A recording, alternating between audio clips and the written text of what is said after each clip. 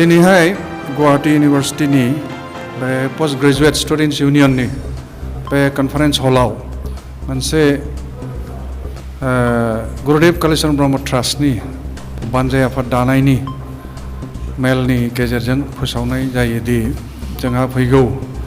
18 April 5 बैसाग खालि जोंहा गुरुदेव कालीचरण ब्रह्मनि जोनोम सान बे जोनोम सानखौ देग्लाय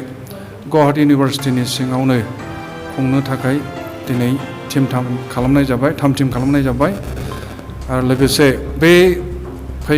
फैगोन 18 एप्रिल बा 5 बैसाग खालि रायजो राजा जेसेबां ब्रह्म सिबियारि बा गुबुन बर' हारिनि जाखिनि धोरोमनि बागै एसे अनसायनाय दं बयखौबो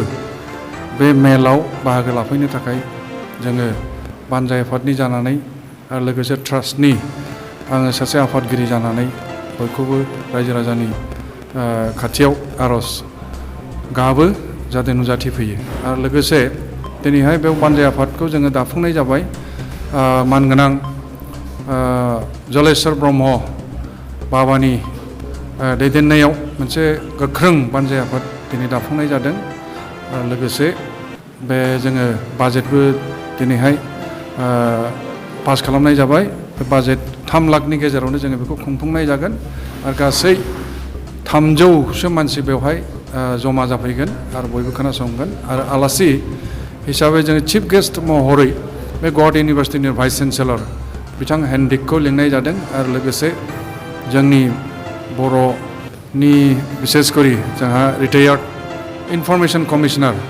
पिनियल बसुमतारी बिथांखौबो सासे पेपार रिडार हिसाबै जों लिंनाय जादों आरो लोगोसे बे इउनिभार्सिटिनिनो बुहुमसोलोंसालिनिनो डक्टर अनिल बर' बिथांखौबो प्रफेसर डक्टर अनिल बर' बिथांखौबो बेवहाय सासे पेपार रिडार हिसाबै जोङो लिंनाय जादों आरो लोगोसे बे मेलखौ फैगौ जिथु 163थि जोनोम साननि मेल